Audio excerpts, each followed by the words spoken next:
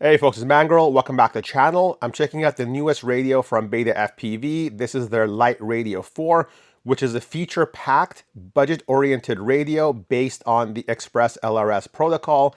That protocol is super modern, super capable, and very interestingly, this radio only costs $50. Do bear in mind that this is a budget-oriented transmitter which only supports up to 100 milliwatt of maximum power. So definitely not a long-range transmitter, but perfect for those who want to fly in the park or maybe around the house.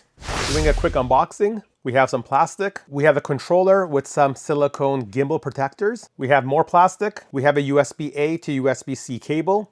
We have the instruction manual, and I expect this to be really good in typical BetaFPV fashion. And then finally, we have the QR code to the knowledge base. The radio package does not include a neck strap, but you could purchase this directly from BetaFPV. And the neck strap is LiteRadio branded, but it's nice and thick, and the buckle feels really, really good. The radio you're looking at here is the special edition, what BetaFPV calls the Twilight edition, and there are two main differences between this and the standard.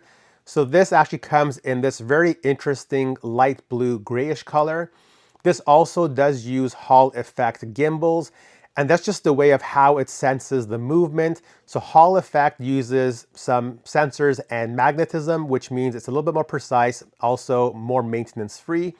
You do pay $5 more for those two features, but to me, that's money well spent. First impression, I actually noticed that the radio has a very interesting smell. It kind of smells like bubblegum. So I find myself constantly sniffing the radio, which is a weird thing to say in a radio review. Otherwise, it feels really, really good in the hand. As I move around these joysticks, they do feel pretty good. Spring tension feels really nice. I would love to see the throttle being a little bit more stiff. These do also use very short throw gimbals, similar to what we find on our DJI remote controller. Otherwise, feels really good. If I do a quick creak test, no squeaking, no creaking as I twist it. So build quality is really good.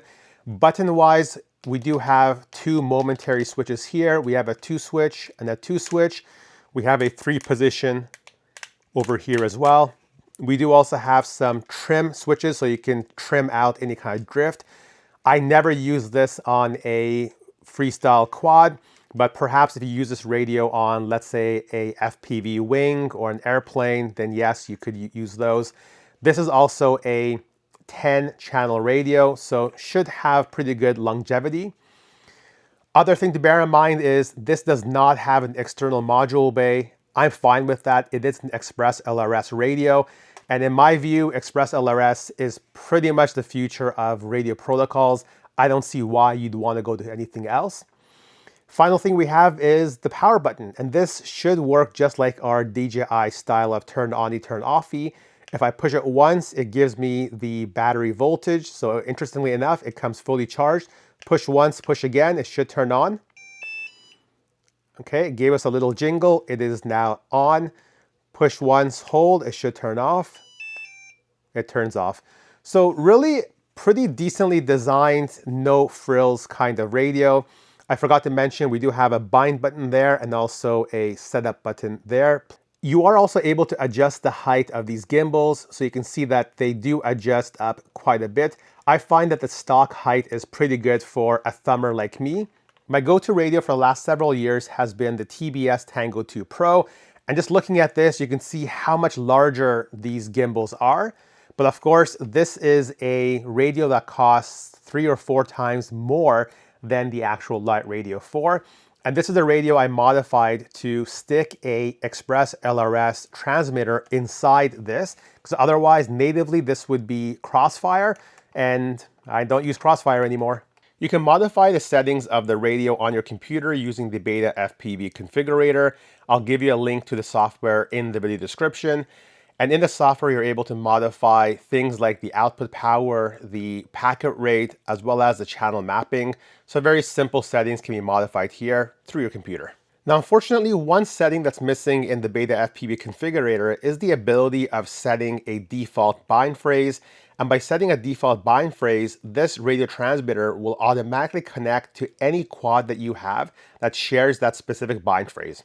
So let's say you want to connect this up to 3 different quads that you have. Rather than going to every single quad and doing bind, bind, bind, you can set that bind phrase and this will automatically connect. That's a very powerful ExpressLRS feature, which unfortunately you cannot do directly in the BetaFPV Configurator software. So we gotta get a little bit fancy here, and we wanna activate the Wi-Fi feature of the ExpressLRS. And we do that by turning this on when we're holding the bind button. So we turn it on when we're holding the bind button. And you see how this turns purple. Purple over here means that right now we are in Bluetooth mode. So this will work just like a Xbox controller. If we press the bind button again, this will turn green, and green means we are in Wi-Fi mode. And then now we're able to actually connect to the ExpressLRS using a regular Wi-Fi connection. And once we do that, we can navigate to 10.0.0.1, and that will bring up our typical ExpressLRS web interface where we can see what version we're currently running. It's a pretty recent version. And then more importantly, we can set our default bind phrase. Looking inside the radio, pretty much we have no customizability. The spring tension is not adjustable. The throttle ratchet metal here is not adjustable either. Pretty much however way this comes from the factory, that's how you have to use it. Okay, let's go ahead and do our first flight on the new radio. And I want to do this initial flight indoors just to get a good sense of how these smaller gimbals are, because this reminds me of the DJI remote controller days where you had these really small, finicky kind of gimbals.